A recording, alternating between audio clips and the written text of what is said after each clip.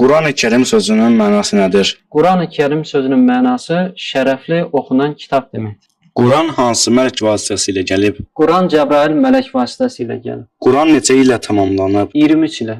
Quran peyğəmbərdən sonra nə vaxt kitab halına gəlib? 6 ay sonra kitab halına gətirilib. Quran neçə səhifədən ibarətdir?